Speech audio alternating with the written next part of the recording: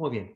Continuando con la historia de Cornelio, llegamos a la tercera parte en que Pedro llegaría a la casa de Cornelio para expresar las buenas noticias de Jesús de Nazaret. Y vamos a ver unos resultados muy interesantes.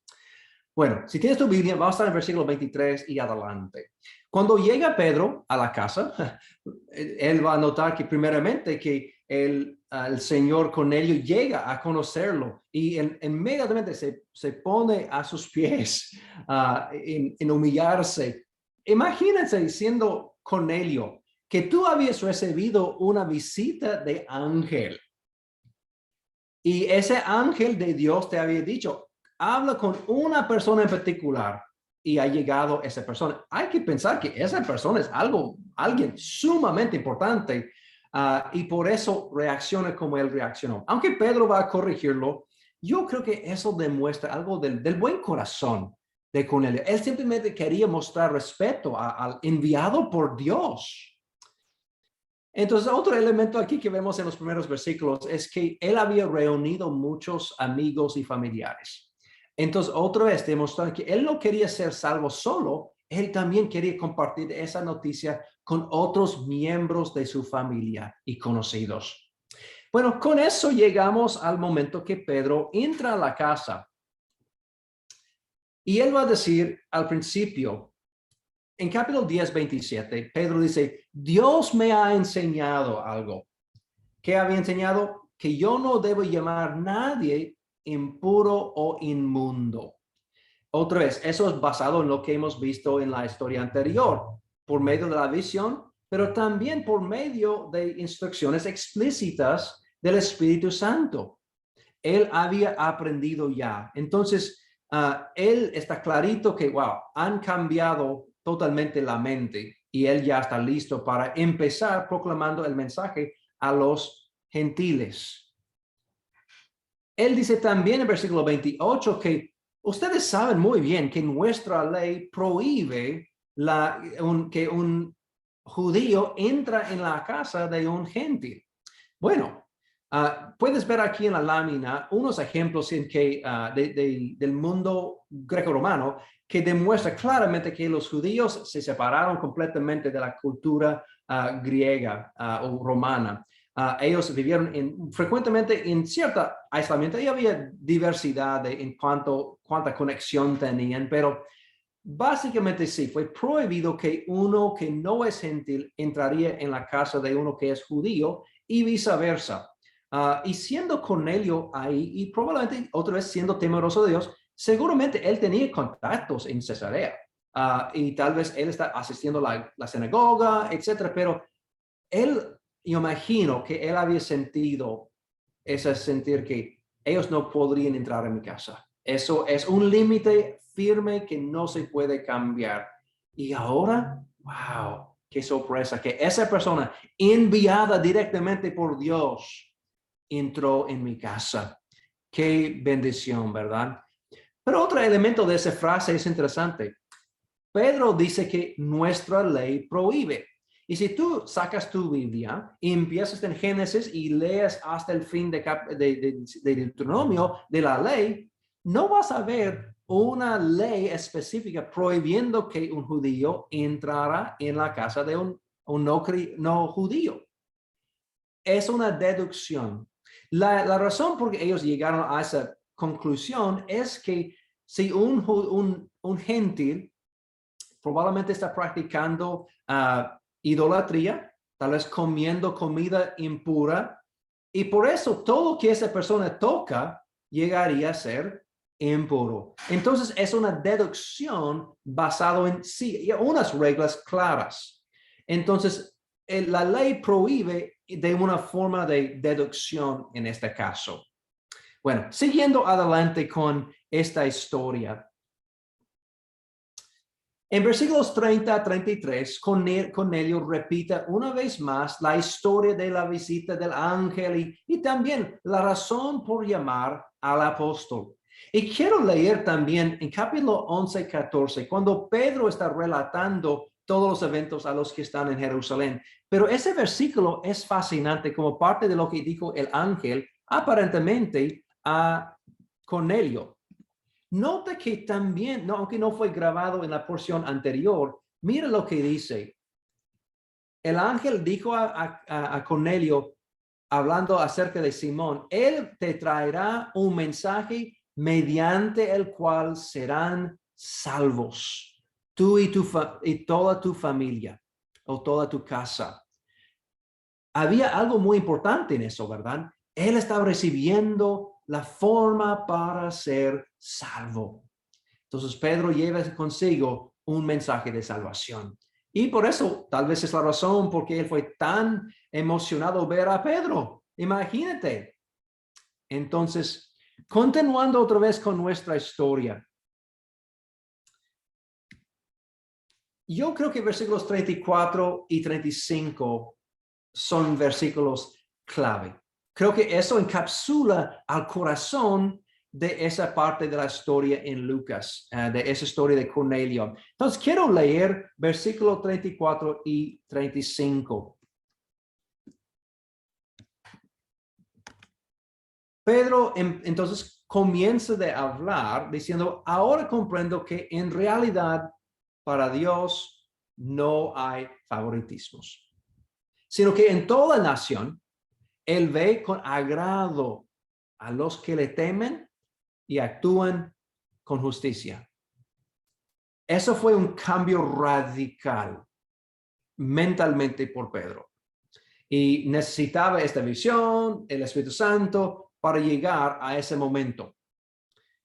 Entonces Pedro ahora está reconociendo, con Dios no hay favoritismos. Y regresando a ese concepto, la idea de que Dios no hace distinción de personas, de acuerdo con Reina Valera, eso no es original aquí. Se puede ver algo comparable en Deuteronomio, en la ley había dicho algo comparable. Y mira conmigo, Deuteronomio 10, capítulo 10, versículo 17 primero, y después vamos a ver algo en versículo 19.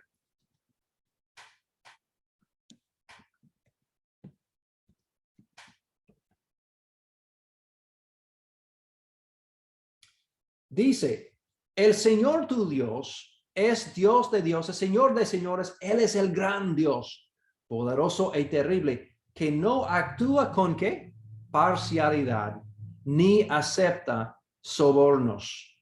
Yo creo eso es significativo, que Él está ahora en el tiempo de Moisés, está declarando que Dios no muestra parcialidad. Exactamente lo que está aprendiendo Pedro o reconociendo Pedro en nuestro pasaje. Pero lo interesante es que él va a seguir adelante hablando que él defiende al huérfano, la viuda, muestra amor a quién? Al extranjero, proviéndole ropa y alimentos. Asimismo, debes tú mostrar amor a quién? A los extranjeros, porque también tú fuiste extranjero en Egipto, y etcétera, etcétera. Pero yo creo que Lucas y también Pedro está conectando los puntos que estaba ya en la ley. Deben haber ya sabido cómo tratar a los extranjeros. Y Pedro tiene que pasar por esta lección. Y ahora está realmente comprendiendo, captando la idea de que Dios no hace distinción de personas. Y yo creo también en nuestro mundo es significativo. Yo sé que por lo menos en la actualidad en mi país, en los Estados Unidos, eso ha sido un problema grande había distinción entre personas debido a sus raíces, de su trasfondo, el color del piel y entre muchas otras cosas. Y yo creo eso es algo que no se debe ver dentro de la iglesia, sino que vamos a aprender tal como Pedro, cómo es nuestro Dios, y eso debe reflejar de cómo nosotros debemos tratar a los que son diferentes que nosotros. Bueno, entonces eso para mí es algo clave en esta historia. Todos que están en esta historia aprenden algo. Cornelio aprende algo, Pedro y los con él aprenden algo, y yo creo que Pedro está aprendiendo que con Dios no hay distinción de persona. Bueno, regresando al texto, pues, versículos 36 al 43, Pedro va a repetir la querugma. el mensaje básico del evangelio que hemos visto en capítulo 2, capítulo 3, entre otras oportunidades. Y vamos a ver de nuevo adelante en capítulo 13, etcétera. La idea que él va a relatar es algo que está al corazón del evangelio. Algo interesante que tengo aquí es un libro, His Love Compels, por Thomas Albright. Él usó este pasaje como la base de cómo relatar el evangelio. Entonces, él enfoca este párrafo como la base de describir qué es el evangelio. Entonces, yo creo que es con razón. Es un resumen excelente del evangelio. Entonces, quiero leerlo. Entonces, regresando a capítulo 10, versículo 36.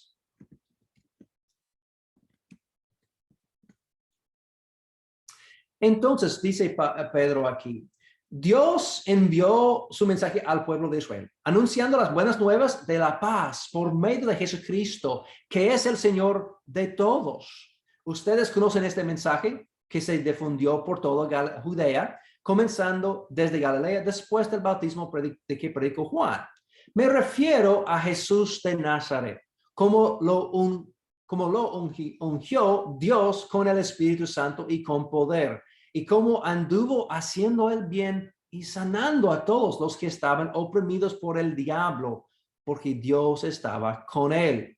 Nosotros somos testigos de todo lo que hizo en la tierra de los judíos y en Jerusalén. Lo mataron colgándolo en un madero, pero Dios lo resucitó al tercer día y dispuso que se apareciera, no a todo el pueblo, sino a nosotros, testigos previamente escogidos por Dios, que comimos y bebimos con él después de la resurrección. Él nos mandó a predicar al pueblo y a dar solemne testimonio de que ha sido nombrado por Dios como juez de vivos y muertos. De él dan testimonio todos los profetas, que todo el que cree en él recibe por medio de su nombre el perdón de los pecados. Entonces, él resume otra vez el evangelio. Él va a incluir los mismos elementos básicos que hemos visto en capítulo 2, por ejemplo, pero él menciona que algo interesante. Él menciona que Jesús andaba anunciando el evangelio de paz. Yo creo eso es importante. ¿Qué está tratando de causar aquí entre los dos grupos? Paz. Efesios capítulo 2 desarrolla ese concepto en mucho por también los que estaban viviendo en Asia. Y también eso yo creo es una frase interesante que se ve el evangelio anunciando el evangelio de paz. Se ve en dos pasajes del Antiguo Testamento en la Septuaginta. Uno está en Nahum, capítulo 1, versículo 15, pero el otro está en Isaías, capítulo 52, 7. Lo interesante en cuanto a Isaías 52, 7 está dentro de esa historia del siervo.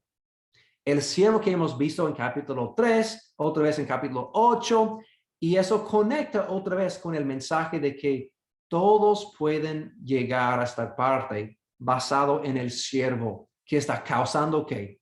Paz, el príncipe de paz, que traerá paz al pueblo y trae paz al mundo. Es como es nuestro Señor Jesús. Bueno,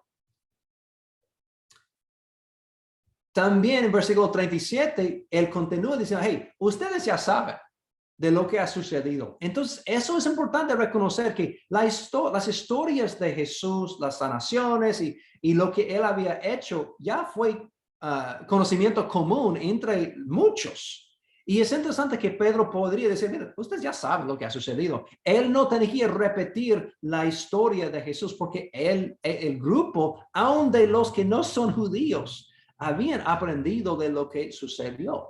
Entre ellos, las sanaciones y que este hombre Jesús de Nazaret andaba caminando, haciendo cosas, milagros. Pero vamos a ver más adelante que tal vez no sabían toda la historia.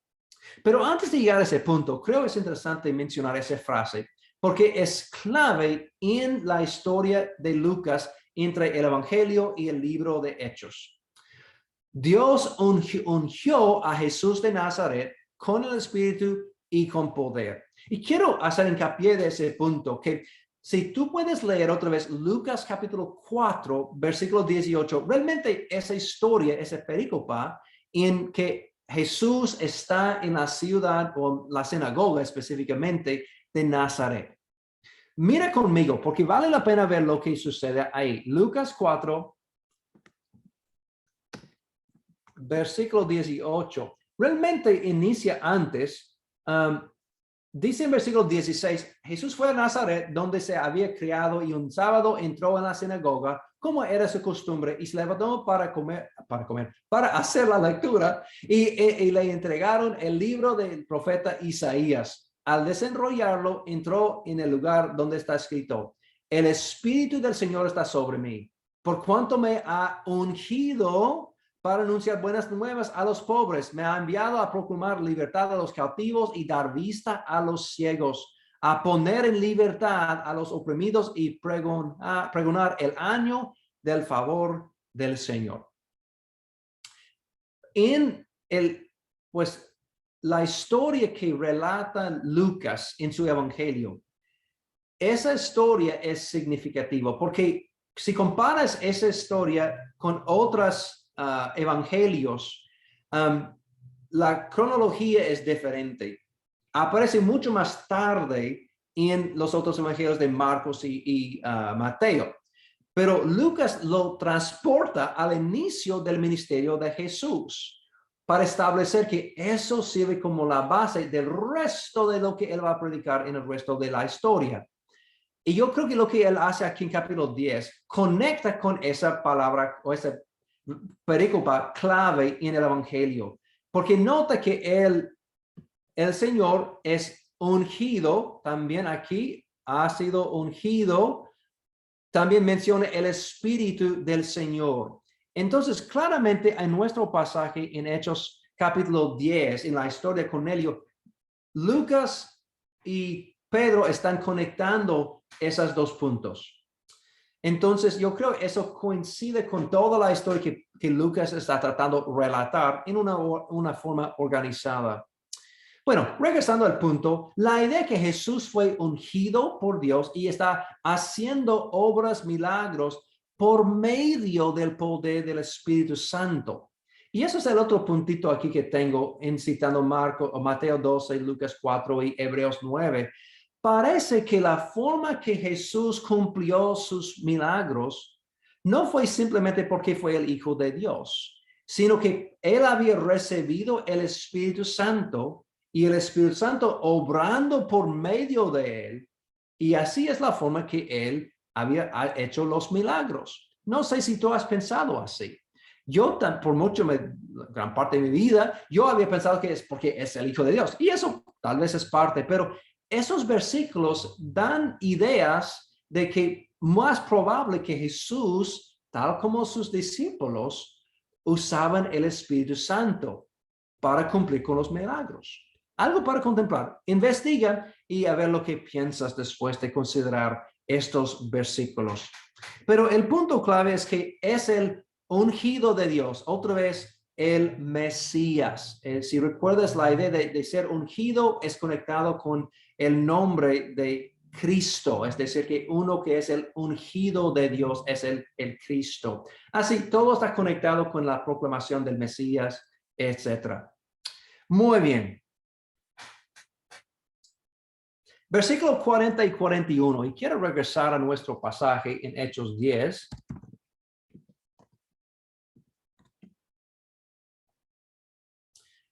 En versículo 40, él va a hablar de que tal vez algo que no sabían bien el grupo de la familia que está reunida aquí, tal vez está entrando ahora poco de información nueva, que número uno, que había sido crucificado, tal vez habían escuchado de eso, pero tal vez no habían oído de la posibilidad de la resurrección, o tal vez habían rumores, no sabemos, pero el punto importante es que tal vez algo nuevo en cuanto a la información es que Pedro es un testigo de eventos después de la resurrección. Y yo creo que es interesante hablar aquí que él menciona específicamente que Jesús no se reveló a todos después de la resurrección, sino los que han sido escogidos para comer y beber con él. algo dentro de nuestra conversación antes de la importancia de la comida en esta historia, que él menciona ese detalle tan pequeño, pero significativo, que Pedro había comido con Jesús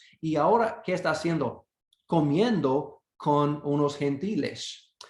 Pero él está relatando nueva información de la crucifixión y de la resurrección más importante y sirviendo como testigo, tal como hemos mencionado desde el principio de ese estudio. Bueno, entonces con eso él menciona al fin de su sermón que aún los profetas habían proclamado lo que estaba por venir con la venida del Espíritu, con el ungido de Dios, el Mesías. Y otras, probablemente Cornelio ya está estudiando el Antiguo Testamento. Él tendría una idea de tal vez profecías mesiánicas, que él también tal vez fue consciente de la idea de perdón de los pecados, pero siendo fuera del grupo de los judíos, tal vez él se sentía excluido totalmente.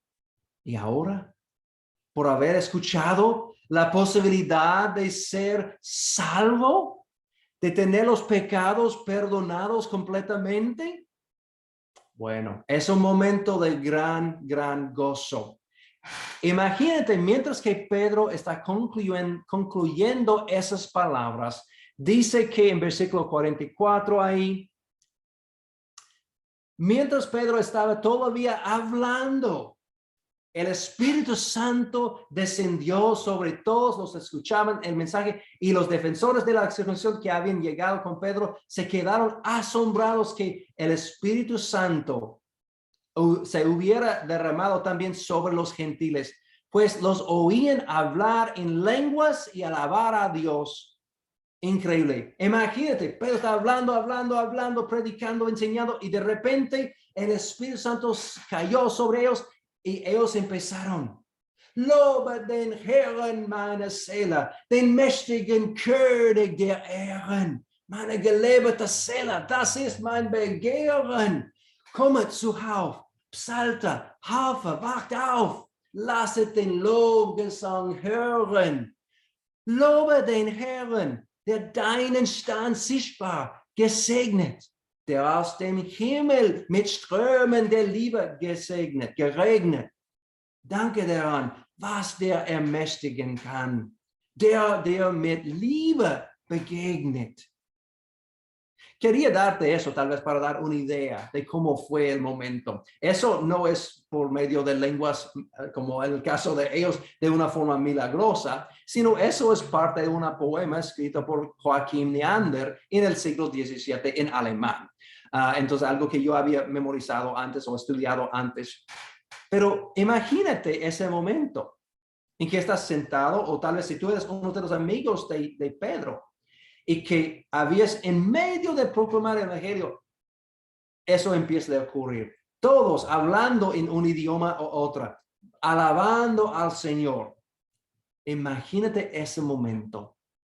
Qué sorpresa. Yo creo que no sé quién fue más sorprendido, Pedro, los amigos o los mismos de la casa de Cornelio. Pero es significativo eso. Entonces, mirando esa historia, Pedro va a continuar en versículo 47. ¿Acaso puede alguien negar el agua para que sean bautizados estos que han recibido el Espíritu Santo lo mismo que nosotros? Y mandó que fueran bautizados en el nombre de Jesucristo. Entonces le pidieron que se quedaran con ellos algunos días. Bueno, entonces regresando brevemente aquí, tenemos en versículos 44 al 48. La venida del Espíritu Santo, la conversión de Cornelio, su casa, y varios elementos sobre eso vale la pena considerar. Número uno, claramente va a ser llamado un bautismo del Espíritu Santo. Eso puedes ver en capítulo 11, versículos 15 y 16, cuando Pedro está relatando de nuevo la historia.